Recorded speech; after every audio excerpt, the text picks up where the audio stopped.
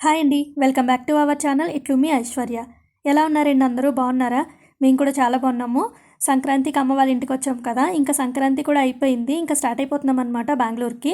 మా హస్బెండ్ వచ్చారు మమ్మల్ని పిక్ చేసుకోవడానికి. అసలు యాక్చువల్గా మేము 18th సాటర్డే బుక్ చేసుకున్నాం టికెట్స్. కాకపోతే 2, 3, 4 వెయిటింగ్ లిస్ట్ వచ్చి ఆగిపోయింది. టికెట్స్ అయితే కన్ఫర్మ్ కాలేదు. ఇంకా 19th సండే వచ్చింది. ఇంకా వాళ్ళు ట్రై చేస్తే వాళ్ళు కూడా అసలు టికెట్స్ అయితే అవైలబిలిటీ లేవు. సో మండే 20th వాళ్ళైతే కన్ఫర్మ్ అయినాయి. కానీ రాజమండ్రి టు చెన్నై, చెన్నై టు బెంగళూరు అనమాట. ఇంకా రాజమండ్రిలో ట్రైన్ వచ్చేసి 7:30కి.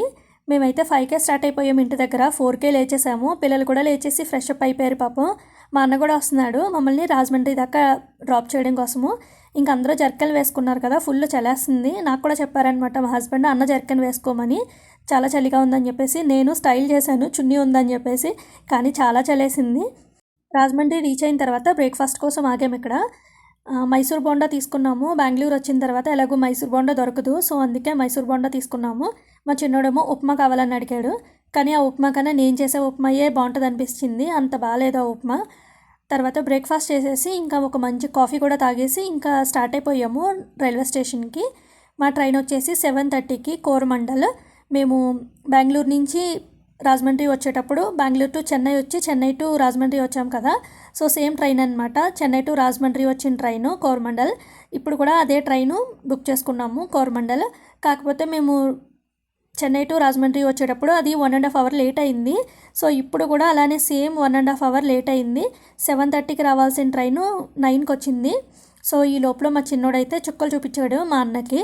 వాళ్ళ డాడీ ఉంటే కొంచెం కంట్రోల్డ్గానే ఉంటాడు, కానీ మా అన్న కానీ డాడీ కానీ ఉన్నాడంటే చాలా లైట్ తీసుకుంటాడు, ఇష్టం వచ్చినట్టు చేస్తాడనమాట. కానీ మా అన్నకి కొంచెం ఓపిక ఎక్కువ కాబట్టి భరిస్తాడు, ఏమీ అనడు అసలు.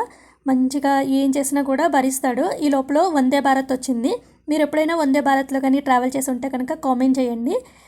మేమైతే 2 times ట్రావెల్ చేసాము. ఒక మంచి ఎక్స్పీరియన్స్ అనమాట వందే భారత్లో ట్రావెల్ చేయడము. వందే భారత్ వెళ్ళిపోయిన తర్వాత ఇంకా మా ట్రైన్ కూడా వచ్చేసింది. మేము కూడా ఎక్కేసాము. గోదావరి బ్రిడ్జ్ అనమాట ఇది. సో ఈసారి అయితే మేము ఒక 15 days ట్రిప్ అనమాట ఇది. 15 days పిల్లలిద్దరికి కూడా స్కూల్ పోయింది. ఇంటికి వెళ్ళిన తర్వాత వాళ్ళ క్లాస్ వర్కులు రాసుకోవడానికి సరిపోతుంది టైం అంతాని. అసలు సంక్రాంతికి వీళ్ళకి అసలు యాక్చువల్గా హాలిడేస్ ఇవ్వరు. మేమే లీవ్ పెట్టుకుని మరీ వెళ్ళిపోయామన్నమాట 15 days. ఇంకా ట్రైన్ ఎక్కాము కదా, ఎర్లీ మార్నింగ్ 4కే లేచేసాము. సో ట్రైన్ ఎక్కిన వెంటనే నిద్రపోయాము నలుగురం కూడాని. ఇంకా ఆఫ్టర్నూన్ 2:30కి లేచాము. ఆల్రెడీ జొమాటోలో ఫుడ్ ఆర్డర్ చేసి ఉన్నారు, ఫుడ్ కూడా వచ్చేసింది. మా హస్బెండ్ తీసుకున్నారు. పిల్లలు లేచిన తర్వాత తినిపించాను, కానీ అస్సలు ఫుడ్ అయితే టేస్ట్ బాగాలేదు. 2 స్పూన్స్ తిన్నారు కానీ అస్సలు తినలేదన్నమాట పాపం. బిస్కెట్స్ ఉంటే అవి తినేసి ఇంకా ఉండిపోయారు అలాగా. ఇంకా నేను మా హస్బెండ్ అయితే ఇంకా ఫుడ్ తినలేదు. రైల్వే స్టేషన్కి అయితే రీచ్ అయిపోయాము చెన్నై. కానీ మేము ఎక్కాల్సిన ట్రైన్ అయితే మిస్ అయిపోయాము. మేము చెన్నై టు బెంగళూరుకి బుక్ చేసుకుంది శతాబ్ది అనమాట 5:30కి. మేము చెన్నై రీచ్ అయింది 5:45కి. ఒక 15 minutes లేట్గా రావడం వల్ల మేము ట్రైన్ మిస్ అయిపోయాము. సో మా నెక్స్ట్ ట్రైన్ వచ్చేసి 9:30కి ఉంది. సో ఈ టైం అంతా ఇంకేం చేస్తామని చెప్పేసి మొత్తం లగేజ్ అంతా క్లాక్ రూమ్లో పెట్టేసామన్నమాట. క్లాక్ రూమ్లో పెట్టేసి ఒక ఆటో మాట్లాడుకొని డిన్నర్ కోసం అయితే బయటకు వెళ్తున్నాము. మా హస్బెండ్ ఎప్పుడు చెన్నై వచ్చినా కానీ ఒక హోటల్లో స్టే చేస్తారంట.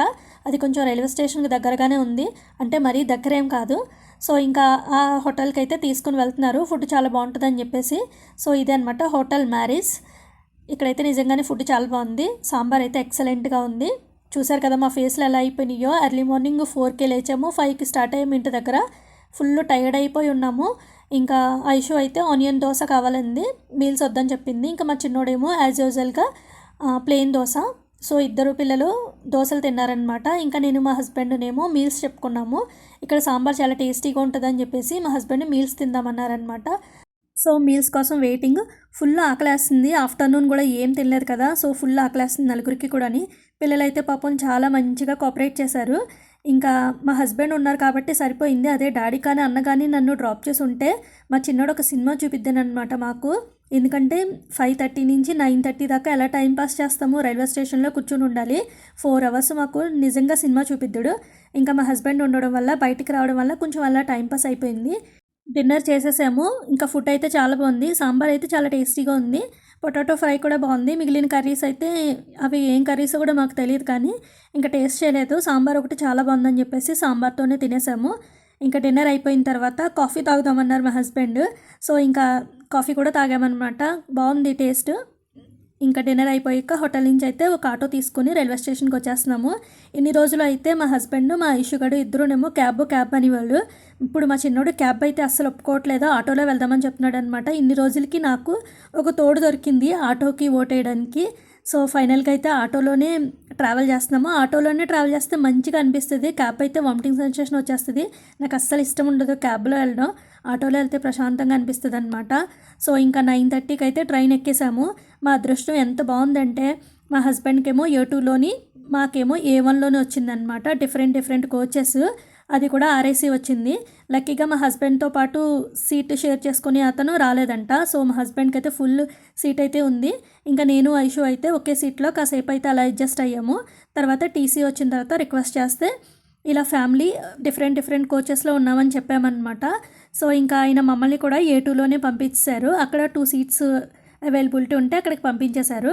కాకపోతే ఒకే కోచ్, ఒక చివర మా హస్బెండ్, ఇంకొక చివర నేను పిల్లలు అనమాట. అట్లీస్ట్ ఒకే కోచ్ కదా, నో ప్రాబ్లము. ఇన్నిసార్లు లాంగ్ జర్నీస్ ట్రావెల్ చేసాం కానీ ఎప్పుడూ ఇలా అవ్వలేదు. ఫస్ట్ టైం అనమాట ట్రైన్ మిస్ అయిపోవడము, ఇంకా డిఫరెంట్ కోచెస్లో రావడము, ఇదంతా జరిగింది. ఫైనల్గా అయితే 2:30 ఆ టైంకి బెంగళూరు అయితే రీచ్ అయిపోయాము. ఇప్పుడు క్యాబ్ బుక్ చేసుకుని ఇంటికి వెళ్తున్నాం అనమాట.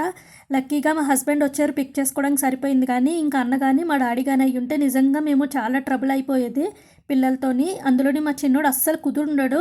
వాళ్ళ డాడీ ఉంటే మాట వింటాడు, కానీ డాడీ కానీ అన్న కానీ ఉంటే లైట్ తీసుకుంటాడు. సో ఇంకా ఫైనల్గా అయితే ఇంటికి రీచ్ అయ్యేటప్పటికి 5 అయ్యింది. నిన్న మార్నింగ్ 5కి స్టార్ట్ అయ్యాము ఇంటి దగ్గర.